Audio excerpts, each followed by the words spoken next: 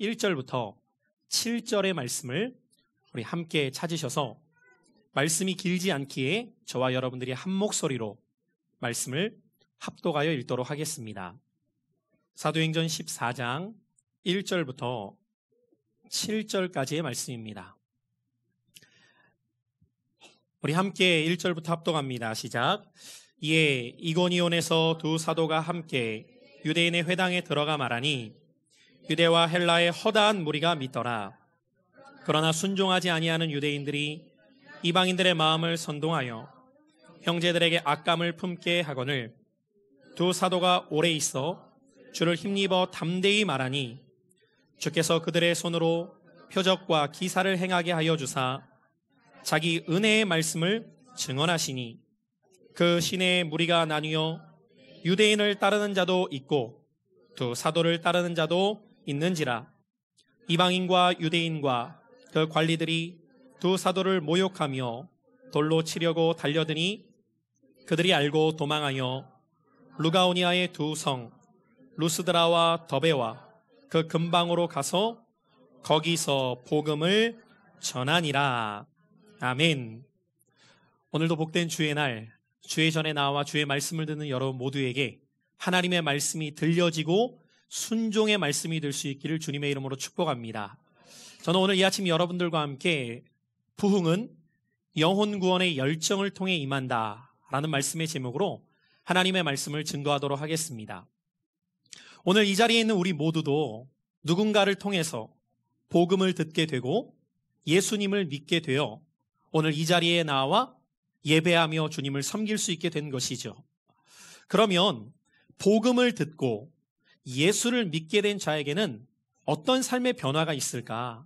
많은 변화들이 나타날 수 있지만 정말 바르게 복음을 듣고 그의 마음에 예수를 영접하게 된 사람에게는 두 가지 분명한 삶의 변화가 나타나게 됩니다. 첫 번째 변화는 무엇이냐면 이전에는 내 생각대로, 내 뜻대로 내가 살아가는 것이 전부였다면 이제는 복음을 듣게 되면서 죄가 무엇인지를 알게 되었고 그 죄의 결과가 무엇인지를 알게 되어서 영원히 죽을 수밖에 없는 존재가 나라는 것을 알았는데 하나님의 그 놀라운 사랑과 은혜로 말미암아 나의 죄를 용서받게 되고 영원한 하나님 나라의 백성이 되었다는 것을 깨닫게 되는 순간 내 삶에 나타나는 변화, 그것은 하나님의 은혜에 감사하는 삶으로 변화된다는 것이에요. 그래서 여러분들 예수 믿는 사람들의 모습을 보면은요, 그들의 삶에는 하나님의 은혜에 대한 감사가 언제나 함께합니다. 여러분, 오늘 여러분 안에도 정말 복음을 알게 되었고 예수님이 여러분 마음 가운데 들어와 살고 있다면 여러분들에게 나타나는 삶의 모습은 하나님의 은혜에 대한 감사가 나타나기 시작해요. 그래서 여러분들 예수 믿는 사람들의 모습을 보면은요, 그들의 입술 속에서는 환경 때문이 아니에요. 어떤 조건 때문이 아니라 하나님의 은혜 그 한 가지 사실만으로도 평생을 감사하며 살아가게 되어요. 일전에도 제가 존 뉴턴이라는 사람의 이야기를 하면서 그가 지었던 찬송가 Amazing Grace, 나 같은 죄인 살리신 주님의 은혜가 얼마나 놀라운가를 고백하며 감사의 이야기를 여러분들에게 들려드렸어요. 여러분, 오늘 여러분 안에도 그 구원의 은혜에 대한 감격과 감사가 멈추지 않으시기를 축복합니다. 이 변화된 삶이 우리 안에 있는 거예요. 범사에 감사할 수 있는 것은 조건과 환경이 아니라 하나님의 은혜를 알게 된 자의 삶이라는 것. 그런데 여기에서 끝나지 않아요. 두 번째로 나타나는 삶의 변화가 있어요. 이렇게 놀라운 하나님의 은혜를 내가 알게 되었어요. 죽을 수밖에 없었던 죄인, 영원히 고통받을 그 음부, 지옥에 처해야 될 나의 인생을 하나님의 놀라운 은혜와 사랑을 통해 나의 죄를 용서해 주셨고 이제는 하나님의 자녀 삼아 주셔서 영원한 생명과 영원한 하나님의 나라를 나에게 주셨을 뿐만 아니라 이 복음을 듣는 모든 사람들, 그래서 예수님을 알고 믿게 된 모든 사람들에게도 이 은혜를 주신다는 것을 알았기 때문에 이제는 나에게서 멈추는 것이 아니라 나도 이 귀한 복음을 전하며 살아가는 전도자의 삶으로 변화된다는 것입니다. 첫 번째로 감사의 은혜로 변화된다면 두 번째로는 이 기쁜 소식을 전하는 전도자의 삶으로 변화되게 된다는 사실. 그렇다면 여러분들, 전도는 특별한 사람이 행하는 것이 아니에요. 전도는 훈련 받아야지만 하는 것이 아니라는 거예요. 전도는 하나님의 은혜를 깨달은 자가 나타나는 삶의 열매라는 거예요. 저는 오늘 이 아침 이곳에서 주의 말씀을 듣는 여러분 모두에게도 이 삶의 열매가 맺혀지는 신앙생활이 되시기를 축복합니다. 우리가 음식점 한 곳만 좋은 곳 가도요, 다른 사람이 묻지 않아도 자랑하게 되어 있어요. 야, 내가 지난주에 저 냉면집 갔는데 야, 진짜 맛있어. 한번 가봐. 일전에 저희 지체들이 전 잘 몰랐는데 무슨 고사리 냉면인지 고자리 냉면인지를 먹고 와가지고 계속 자랑을 하는 거예요. 그거 맛있다고. 데려가진 않고 계속 자랑만 하는 거예요. 그래서 제가 한번 가봤어요.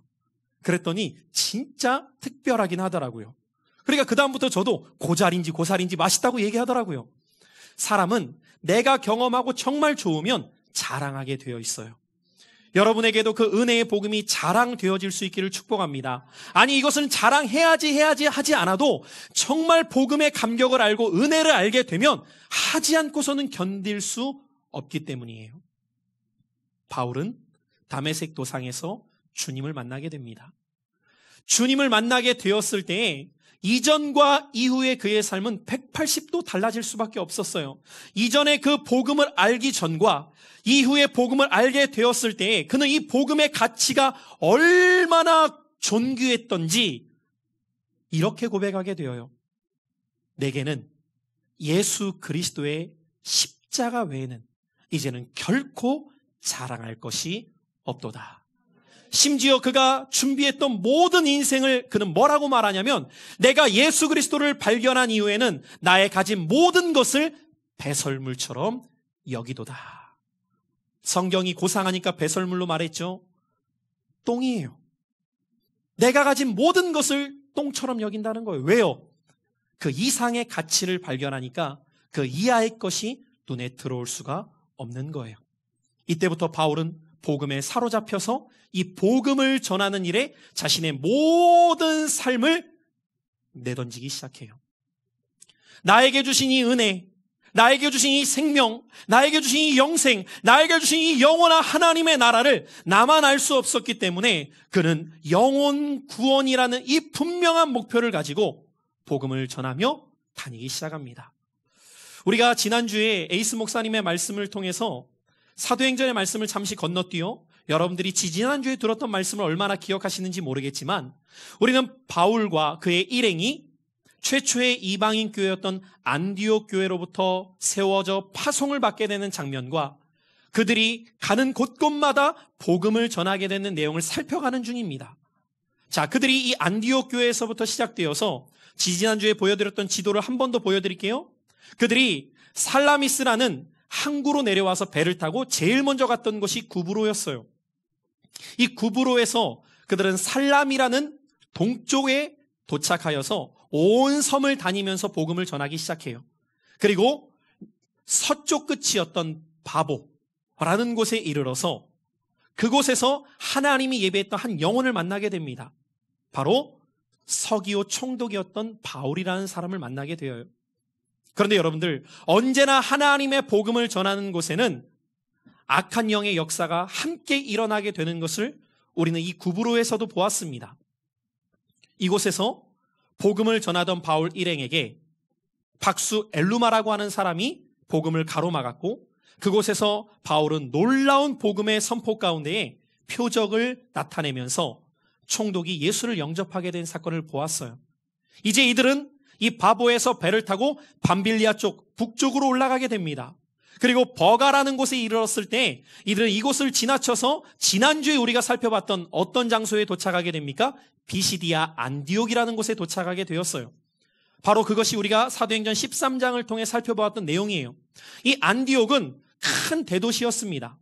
그래서 이곳에서 바울은 특별히 전도의 전략을 어떻게 삼았냐면 회당을 찾아다니면서 복음을 전해요.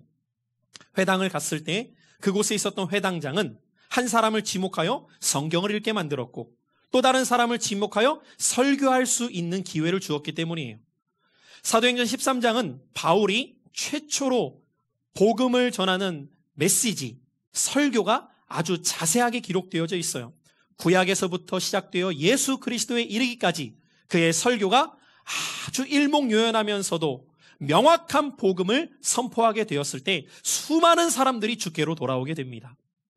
이렇게 많은 이들도 주께로 돌아오게 되었지만 그곳에서도 그들을 대적하는 사람들이 일어나게 되었고, 이제 이들이 안디옥에서 떠나 오늘 저와 여러분들이 함께 읽은 이고니온이라는 곳으로 도착하게 된 거예요. 이 안디옥에서부터 이고니온까지는 약 120km 정도가 떨어진 지역이에요. 여러분들이 지금 보는 지도상으로는 그것이 체감으로 오지 않지만 지금의 터키 지역에 해당되는 곳인데요. 지금이야 120km면 차로 한두 시간이면 이동할 수 있죠. 이때 당시는 길도 험했고 교통편도 없었기 때문에 걸어 120km를 갔다는 것은 수일에 걸려서 이동했다는 거예요. 이 이고니온이라는 곳도 현재의 터키의 지역인데, 지금도 이 터키의 지역 가운데 주요 도시 가운데 하나가 이 이고니온인 만큼 아주 과거에서부터 이 이고니온은 대도시 중에 하나로 많은 사람들이 왕래했던 곳이에요. 바울이 이곳으로 갑니다. 그리고 여기에서도 바울은 회당을 찾아가서 그곳에서 복음을 전하게 되는 내용이 오늘 14장 1절부터 시작되는 거예요. 자, 우리 1절의 말씀 다시 한번 우리 주목해서 보죠. 시작. 이에 이고니온에서 두 사도가 함께 유대인의 회당에 들어가 말하니 유대와 헬라의 허다한 무리가 믿더라. 여러분 한번 생각해 보세요. 예수를 다메섹에서 만났던 바울, 그리고 3년간 아라비아 사막에서 열심히 복음과 예수 그리스도를 연구했던 그가 자신의 고향이었던 다소로 가 있었을 때 바나바가 그를 데리고 안디옥으로 와서 이방인 최초의 교회를 세우게 됩니다. 이때부터 바울은 그 복음에 대한 열정 가운데에 성령께서 그를 세우셔서 가는 곳마다 복음을 전하게 되는 거예요. 그가 도착했던 곳마다 많은 사람들에게 예수 그리스도를 전하게 되었고, 그곳에서 예비된 영혼들이 주께로 돌아오게 되어요. 그런데 이런 장소들은 옆 동네가 아니었다는 거예요. 때로는 수십 킬로, 더는 수백 킬로에 해당되어지는 지역들을 험한 길을 헤치며 바울은 찾아 다니고 있는 것을 우리는 조금 전에도 지도로 보았어요. 여러분, 이 모습들을 통해 바울의 모습을 여러분들이 연상할 때 여러분들은 어떤 이미지가 그려지세요? 저는 오늘 이 말씀을 준비하면서 바울의 행적과 그가 거쳤던 장소들을 보며 말씀을 묵상하는 가운데 제 가슴 속에 떠올랐던 한 단어, 구령의 열정이라는 단어가 떠올랐어요.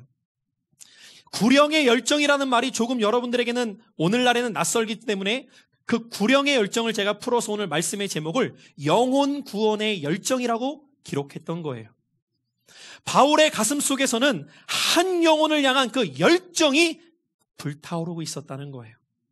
여러분, 그가 구브로라는 지역에 가서 온 섬을 돌아다니면서 복음을 전했지만 성경은 그 구브로에서 예수를 영접하고 돌아온 사람을 단 한 사람만 기록하고 있었어요. 서기오 바울.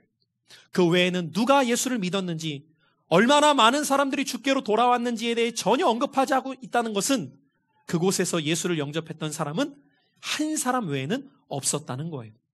여러분, 이쯤 되면요, 우리가 낙심할지도 몰라요.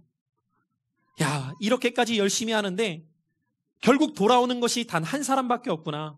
우리가 뭔가 잘못 계획을 삼았나 봐. 돌아갈지도 모릅니다. 그러나 바울은 영혼 구원의 열정이 얼마나 뜨겁게 그의 가슴에 불타오르던지 한 명이 되었건 아무도 없건 그는 가는 곳마다 영혼을 만날 때마다 주의 복음을 전하기 시작하는 거예요. 오늘 여러분들의 가슴을 흥분시키는 일은 무엇입니까? 오늘 여러분들의 열정이 담겨 있는 곳은 무엇입니까? 오늘날 저마다 인생을 살아가는 사람들은 그들의 가슴을 뛰게 하는 일들을 만날 때가 있어요. 그들의 열정을 불러일으키는 일들을 만날 때도 있습니다. 그래서 세상에서도 보면은요, 세상의 많은 자기개발 도서 가운데 주제 중에 하나가 무엇이냐면 당신의 열정을 불러일으켜라. 열정이 있는 사람이 성공할 수 있다는 말들을 많이 합니다. 그런데 여러분들, 우리가 한번 살아가는 인생 속에 어디에 우리의 가슴이 뛰고 무엇에 우리의 열정을 쏟느냐에 따라 우리의 인생의 가치는 전혀 달라지게 된다는 것을 기억해야 돼요. 가끔씩 10대들을 보면은 10대들의 가슴을 뛰게 하는 게 뭘까 할 때 거의 게임이더라고요. 막 게임만 생각해도 막 가슴이 흥분되고 막 누워도 게임이 떠오른다는 친구들이 있어요. 20대들은 뭐에 가슴이 뛰고 막 열정이 샘솟을까 봤더니 다양하지만 대부분 남자들은 보면은 막 운동, 스포츠 막 이런 거에 막 가슴이 뛰어요. 막 축구하면 막 자다가도 벌떡벌떡 일어나는 친구들이 있어요. 자매들은요, 쇼핑하면 막 잠이 안 온대요. 생각만 해도 막 여행, 내가 다른 나라로 간다고 하면 막 피곤치도 않고 곤비치도 않으면서 막 어떻게든 내가 그것을 가리라 막 그 열정, 그 에너지. 30대들은요, 집을 산다거나 차를 산다거나 막 그러면 그 흥분되고 막 가슴이 뛰는 사람들이 있더라고요. 각자마다 자신의 마음의 열정과 흥분을 일으키는 요소들이 있어요. 그러나 여러분들, 적어도 정말 여러분들이 예수를 알게 되었고 만난 사람이라면 우리가 가슴이 뛰고 열정을 쏟아야 될 곳은 영혼을 향한 마음이라는 거예요. 바울은 다른 것에 자신의 마음을 빼앗기지 않아요. 다른 것에 자신의 에너지와 시간을 보내지 않아요. 그의 가슴을 용솟음치게 만들고 그의 열정을 불러일으키게 만들었던 것, 영혼을 향한 열정이었다는 거예요. 하나님께서는 오늘도 저와 여러분들에게 복음을 알게 하셨고 주님을 믿게 하셨던 것, 그것은 우리를 통해 열방을 향해 이 영혼 구원의 열정을 품고 나아가기를 원하시기 때문이에요. 바울만 그랬을까요? 아니요. 기독교 역사를 보십시오. 정말 주님을 만났던 사람들에게 나타나는 동일한 모습은 영혼 구원의 열정이 그의 가슴에서부터 불러 일으켜졌다는 사실이에요. 우리나라 한국 기독교 초기 역사도 보면은요, 이 복음을 만나게 되었을 때 인생이 뒤바뀌어서 평생을 이 영혼 구원의 열정을 갖고 살아갔던 사람들을 발견하게 되는데, 그 가운데 대표적이었던 한 분을 오늘 이 아침 여러분들에게 소개합니다. 문준경 전도사님이라는 분이에요. 이분은 신안이라는 아주 남쪽에서 태어났는데, 당시 태어났을 때만 하더라도 이분의 할아버지가 진사였기 때문에 제법 잘 사는 가정에서 태어났어요.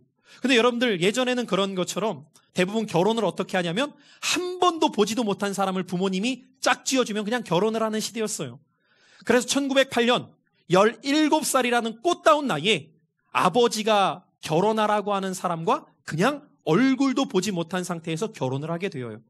그러다 보니 결혼한 날부터 두 사람이 마음이 맞지 않고 결국 결혼은 했지만 남편이 다른 곳으로 떠나가 버리고, 여러분 보통 이런 상황이 되면 내 집으로 다시 돌아갈 수도 있어요. 그런데 이 문준경이라는 당시 소녀는 시아버지와 시어머니를 모시고 살아가기 시작해요. 그나마 위안을 삼았던 것은 시아버지가 굉장히 잘해줬던 거예요. 그런데 그런 시아버지가 그만 돌아가시게 되면서 마음의 방황이 일어나요. 어떻게 해야 될까? 그러던 중 목포로 이사를 가게 되었고, 하나님의 섭리였던지 계획이 있으셨던지 그 목포에서 우연한 계기에 교회를 가게 되는데, 그가 갔던 교회가 성결교회였어요. 그리고 그렇게 성결교회를 가게 되었을 때 그 당시 유명한 부흥 강사였던 이성복 목사님이라는 분이 그곳에 부흥회를 오셔서 말씀을 전하다가 이 문준경이라는 소녀가 예수님을 믿게 되어요. 예수님을 믿게 되면서 그가 행했던 제일 처음 반응이 무엇이었냐면, 나도 예수님을 더 알고 싶다. 여러분, 정말 여러분들이 예수님을 복음 안에 듣고 알게 되면 예수님을 알고 싶은 궁금증이 내 속에서 일어나야 돼요. 어떤 분들은 예배당은 열심히 다니는데 예수님께는 관심이 없는 사람이 없어요. 믿음이 자라날 수가 없는 거예요. 여러분, 예수님을 알려면 어떻게 해야 돼요? 성경을 읽어야죠. 이 문준경이라는 자매가 성경을 펼쳐 읽기 시작해요. 그리고 이 말씀을 읽는 가운데에 그의 가슴에 복음의 불이 붙게 되어요. 하나님의 말씀을 읽다가 복음에 대한 불이 붙게 되니까 견딜 수가 없는 거예요. 여러분, 예수를 믿고 영접한 사람에게 나타나는 두 가지 변화가 있다고 했어요. 첫 번째가 은혜에 대한 감사. 두 번째가 이 복음을 전하지 않고서는 견딜 수 없는 마음이 있다고 했어요. 결국 이 문준경이라고 하는 자매는 증도라는 섬으로 들어가서 복음을 전하기 시작해요.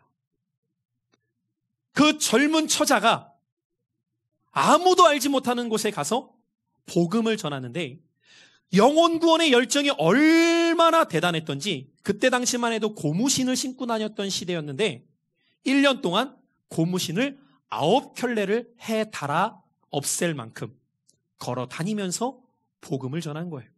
오늘 여러분들의 신발 요즘에는 좋긴 하지만 몇 년이 지나도 우리는 안 헤어지잖아요. 얼마나 복음을 향한 열정이 뛰어나고 구령에 대한 열정이 특심이었던지 온 섬을 다니면서 이 섬에서 전하고 또 다른 섬으로 옮겨 다니면서 복음을 전하기 시작해요. 결국 그렇게 그의 열정과 복음을 향한 그 뜨거움을 하나님이 기쁘게 받으시고 이 문중경 후에 경성신학원까지 가서 전도사가 되신 이분을 통해 지금도 신안에 세워진 교회가 몇 교회가 되냐면 100교회가 세워지게 돼요. 한 사람의 여인을 통해 100개의 교회가 세워지게 됩니다. 그리고 이 증도라는 섬 한 곳에만 11개의 교회가 세워지게 돼요. 여러분 기회가 되시면 나중에 목포 쪽을 가보시면 신안이라는 곳을 꼭 가보십시오. 그 지역을 가보면 여러분들이 쉽게 볼 수 있는 교회가 성결교회예요. 대부분의 교회가 성결교회예요. 왜 그럴까요? 문중경 전도사님으로 인해 복음의 씨앗이 뿌려져서 그곳의 섬마다 세워진 교회가 대부분의 성결교회입니다. 그리고 지금도 증도라는 섬은 그 섬 전체의 마을 주민들 가운데 90%가 기독교인입니다. 한 사람의 여인이 예수를 만나고 영혼 구원에 대한 열정을 품게 되었을 때 그 열매가 놀랍게 맺어지게 되었다는 사실이에요. 똑같은 예수를 믿는다고 하지만 오늘 그 복음에 대한 그 예수님에 대한 그 영혼 구원에 대한 열정이 어떠느냐에 따라 그가 지나간 인생의 흔적은 전혀 달라질 수 있다는 거예요. 하나님께서 나와 여러분들을 부르신 것은 나 한 사람 예수 믿고 나 한 사람 구원받아 나 한 사람 이 땅에서 잘 살다가 천국 가는 것이 아니라 나에게 주신 그 복음의 가치, 나에게 주신 그 영생의 은혜, 나에게 주신 영원한 하나님의 나라를 알지 못하는 자들에게도 전하도록 우리를 부르신 줄 믿으시기를 바라요. 오늘도 주님은 이 아침 저와 여러분들에게 원하시는 삶, 영혼을 향한 그 구원의 열정이 저와 여러분들 가운데 불붙기를 원하신다는 거예요. 여러분 이것은 내가 해야지 해서 되는 것이 아닙니다. 정말 주님을 믿게 되고 정말 복음을 만나게 될 때 그에게 나타나는 자연적인 반응일 수밖에 없는 거예요. 자, 그렇다면 오늘 이 아침 복음의 열정을 품고 달려가는 자에게 나타나는 삶의 태도가 무엇인가를 우리는 본문의 말씀을 통해 두 가지로 오늘 이 아침 붙들기를 원합니다. 우리 다 같이 한번 3절의 말씀을 주목해서 보셔야 돼요. 본문 3절입니다. 함께 읽습니다. 시작. 두 사도가 오래 있어 주를 힘입어 담대히 말하니 주께서 그들의 손으로 표적과 기사를 행하게 하여 주사 자기 은혜의 말씀을 증언하시니. 오늘 여러분들 3절 상반절을 보면 두 사도가 오래 있어 라고 되어 있는데 이 말을 세번역에서는 조금 더 이렇게 풀어서 오랫동안 머물면서 라고 합니다. 여러분 영혼 구원의 열정을 갖고 살아가는 사람에게 있어서 나타난 첫 번째 태도 같이 한번 따라해 보시겠습니다. 오래 참고 인내합니다. 여러분 오늘 이 말씀을 여러분들이 좀 주목해서 보면은 2절의 말씀을 읽어야 이 3절이 어떤 의미인가를 좀 더 깨닫게 되어요. 자, 2절을 우리 다시 한번 살펴보죠. 시작. 그러나 순종하지 아니하는 유대인들이 이방인들의 마음을 선동하여 형제들에게 악감을 품게 하거늘. 3절 계속 이어서 두 사도가 오래 있어. 여러분 이 문장이 지금 자연스러운 것 같으세요? 뭔가 어색한 것 같으세요? 잘은 몰라도 지금 목사가 질문을 한다는 것 뭔가 어색해야 된다는 거예요. 왜냐하면 지금 이런 이야기예요. 예를 들어서 제가 우리 교회에 전도팀을 꾸립니다. 전도팀을 꾸려서 어떤 지역으로 가서 전도를 하기 시작해요. 근데 그 지역에서 전도를 하는데 많은 사람들이 복음을 듣고 막 반응하면서 주께로 돌아온다. 그럼 그 지역에 오래 있는 것은 어려운 일이 아닙니다. 그런데 이 지역에 갔는데 갑자기 막 경찰이 뜨고 막 갑자기 민원이 들어오고 막 그 동에 있었던 사람들이 몰려와서 여기서는 그러면 안 된다고 막 하기 시작하면 오래 있어야 돼요? 옮겨가야 돼요? 옮겨가는 게 상식이에요. 그런데 지금 무슨 상황이냐면 이고니온에서 바울과 바나바가 복음을 전할 때 그 이고니온에 있었던 유대인들을 비롯한 사람들이 다른 이들의 마음을 충동질하여서 야 저거 잘못된 가르침이야. 저런 사상들을 우리가 받아들이면 해악이 돼. 그러니까 따라서는 안 되라고 막 방해하면서 사람들을 선동해서 막 부채질해서 그들에게 악심을 품게 만들고 대적하게 만들었다는 거예요. 그러면 여러분들 다른 지역으로 가야 될 법한데 두 사도는 오히려 오랫동안 머물렀다는 거예요. 사랑하는 성도 여러분들, 이것은 두 사도만이 아니라 나와 여러분들이 전도자가 되어서 복음을 전하다 보면은 의례히 겪게 되는 일이라는 것을 알게 되어요. 여러분들 혹시 전도해 본 분들은 알 거예요. 어떤 사람에게 다가가서 예수 믿으세요? 네, 그렇지 않아도 믿어야 됩니다. 따라오시는 분들, 경험하시는 분 거의 없을 거예요. 대부분 반응이 어때요? 무관심하거나 때로는 오히려 나에게 안 좋은 말까지 하고 심지어 어떤 사람은 비방까지 하는 사람을 만날 때도 있어요. 우리의 마음이 어려워지고 힘들어질 수 있어요. 그러나 우리만이 아니라 바울과 바나바도 복음의 증거를 함에 있어서 이런 일들을 겪었다는 거예요. 그런데 오늘 그들은 어떻게 그런 박해와 고난 속에서도 오랫동안 인내하면서 그곳에 머물러 있었을까요? 오늘 바울은 훗날 디모데에게 편지를 쓰면서 이렇게 기록하고 있어요. 디모데전서 1장 16절이에요. 같이 한번 우리 읽어보죠. 시작.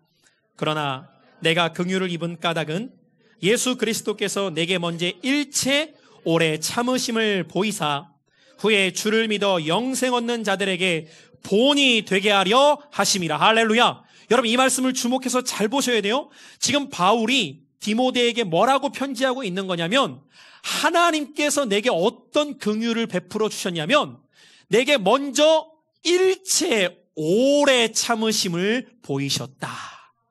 뭐를 보이셨다고요? 오래 참으심을 보이셨다는 거예요. 그러니까 바울이 핍박과 고난과 박해 속에서도 오래 참으면서 복음을 계속해서 전할 수 있었던 것은 어떻게 가능했냐면 그가 인내심이 대단한 사람이어서 그가 뚝심이 대단한 사람이어서가 아니라 자기 자신을 알았기 때문이에요. 무슨 말인지 아세요, 여러분들? 여러분들이 구원받을 수 있었던 것도 하나님께서 내게 대해 오래 참으셨기 때문에 내가 하나님의 자녀가 될 수 있었다. 이것을 알게 되면 내가 어떤 영혼을 향해서 쉽게 포기할 수 없는 거예요. 여러분 만약에 하나님께서 단 한 번, 단 한순간만이라도 야, 내가 너는 이제 못 참겠다. 너는 못 쓰겠다. 야, 난 너 포기해. 만약에 그랬다면 저를 비롯한 오늘 이곳에 있는 우리 모두 중에는 한 사람도 구원받을 자격이 있는 사람 없는 거예요. 제가 우리 사랑하는 성도님들의 간증을 한 분 한 분 들을 때마다 느끼게 되는 것은 공통적으로 무엇이냐? 주님 오래 참으셨네. 만약에 주님이 참지 않으셨다면 그 수제자라고 하는 베드로 주님이 십자가에 달리실 때 3번이나 부인했어요. 주님 십자가에 내려오셔서 그렇게 했죠? 너 일로 와. 내가 너 그럴 줄 알았어. 지금까지 참았으면 난 다 한 거야. 주님이 그렇게 행하셨나요? 아니요. 오래 참으사. 그럼 왜 주님이 오래 참으셨다고요? 디모데전서 1장 16절 계속 띄워주세요. 왜 오래 참으셨다고요? 그 다음에 말씀이 뭐예요? 주를 믿어 영생 얻는 자들에게 본이 되게 하려 하심이라. 할렐루야. 바로 그거예요, 여러분들.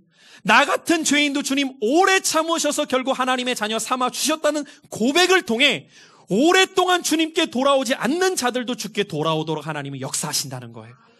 그래서 여러분들 우리가 복음을 전할 때 이 사실을 놓지 말아야 돼요. 왜 우리가 오래 참고 인내하고 끝까지 그 영혼을 포기하지 말고 견디어야 되느냐? 나를 오래 참으신 하나님의 은혜와 사랑을 알기에 주님을 정말 만난 사람들은 그 은혜에 감격하며 감사하면서 우리도 누군가를 향해 포기할 수가 없는 거예요. 오늘 여러분들이 이 자리에 있을 수 있는 것, 옆에 있는 분들하고 축복하며 인사하세요. 주님이 참으셨기 때문입니다. 여러분 그래요. 주님이 여러분들을 여기까지 기다리고 여기까지 오래 참으셔서 여기까지 여러분들을 인내함으로 이끌어 주셨기 때문에 우리가 이 자리에 있을 수 있었던 거예요.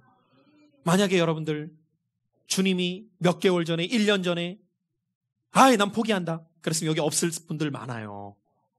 그러잖아요. 근데 주님은 오래 참사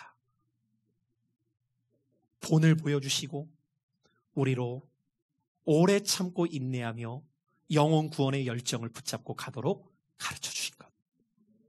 여러분, 이 사실을 깨닫게 되면 우리는 끝까지 포기할 수 없는 거예요.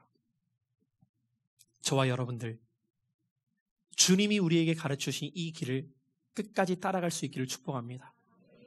여러분, 주님이 왜 더디 오시죠? 오래 참으시는 거예요. 지금도 와야 될 영혼을 기다리시기 때문에. 그래서 베드로 사도는 베드로후서 3장 9절을 통해 말합니다. 함께 읽어봅니다. 시작.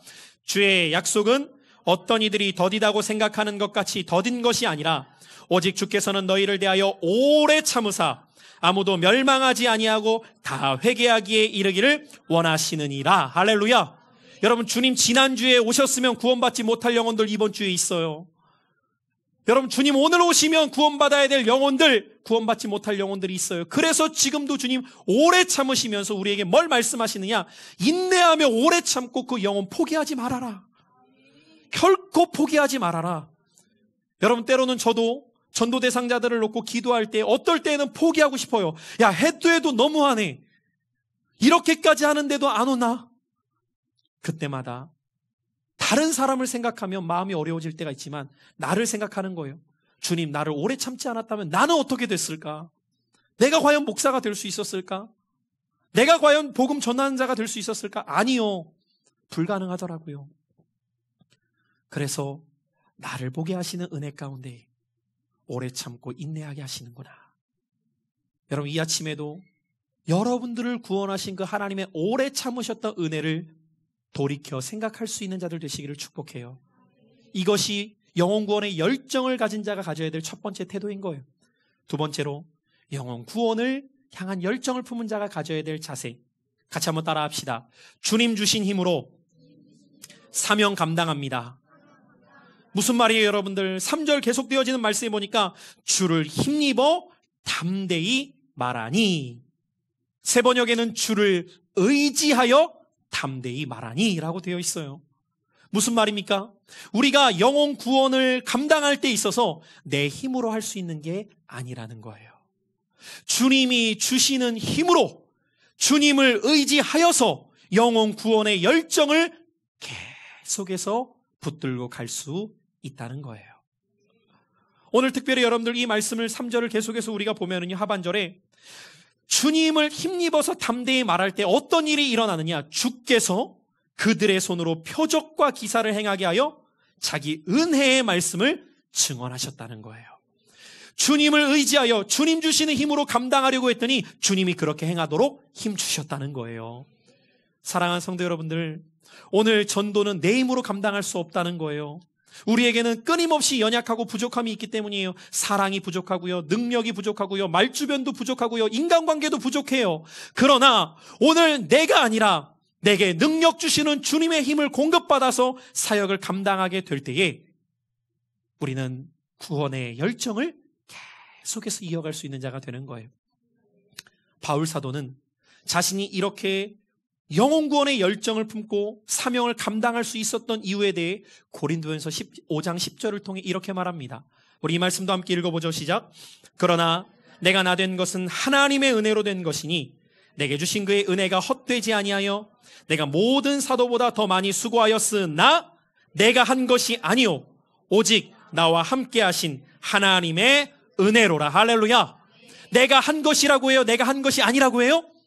내가 한 것이 아니라는 거예요. 이 모든 것을 감당하는데 내가 때로는 박해에 놓이고 때로는 내가 매를 맞고 강도의 위협과 강의 위협과 생명의 위협을 받으면서까지 복음을 전했던 그 열정, 누가 보더라도 바울이 한 것처럼 보여요. 그런데 그는 뭐라고 말하느냐? 내가 한 것이 아닙니다. 오직 나와 함께 하신 하나님의 은혜입니다.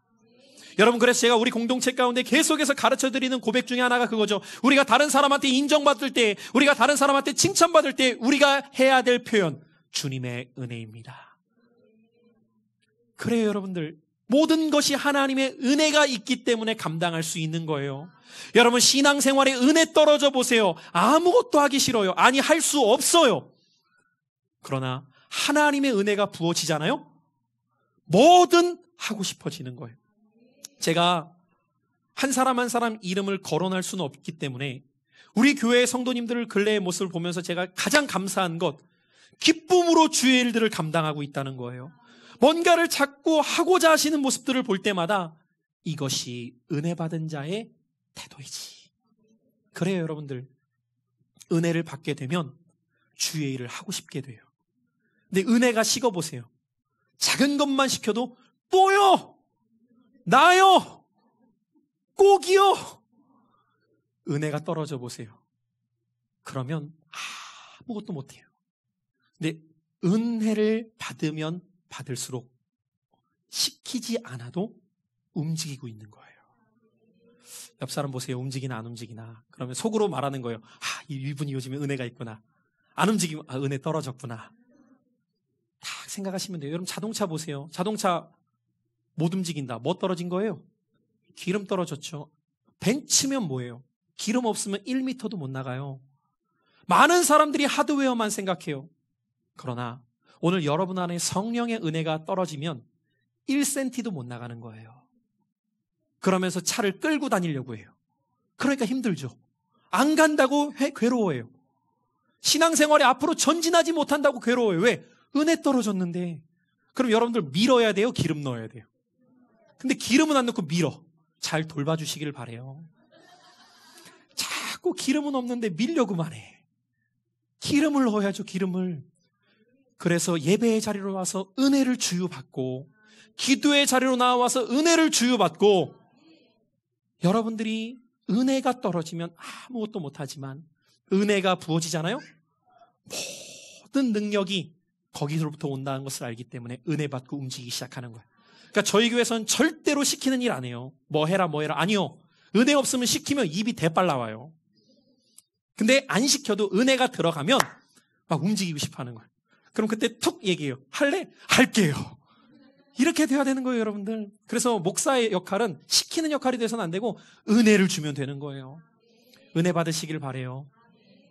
주님의 은혜를 붙들고 사명 감당해서 내가 쓰임 받을 때, 이렇게 그러면 영혼 구원의 열정을 갖고 살아가는 자에게 하나님이 약속하신 약속이 뭐냐? 다니엘서 12장 3절에 보니까 많은 사람을 옳은 대로 돌아오게 하는 자는 영원토록 별과 같이 빛나리라. 영원토록이에요. 여러분 잠깐 누려야 될 세상 낙에 여러분들의 열정을 쏟는 인생이 아니라 영원토록 쇠하지 않는 그 하나님 나라의 상급을 쌓는 여러분들의 열정이 되시기를 축복합니다. 그래서 오늘 말씀의 결론입니다. 사랑하는 성도 여러분들, 주님 여러분들을 구원받게 하시고 하나님의 자녀 삼아주신 것, 영혼 구원의 열정을 갖고 달려가도록 여러분들 부르셨어요. 그리고 영혼 구원의 열정을 품는 자들을 통해 부흥은 일어나기 시작해요. 부흥은 시작되는 거예요. 그러므로 사랑하는 성도 여러분들, 여러분들이 영혼 구원의 열정을 품고 사명 감당할 때 오래 참고 인내하십시오. 더불어 내 힘으로 감당하지 말고 주님 주시는 힘으로 감당할 수 있도록 은혜를 날마다 구하고 사모하며 살아가는 여러분들의 신앙이 되시기를 예수님의 이름으로 축복합니다.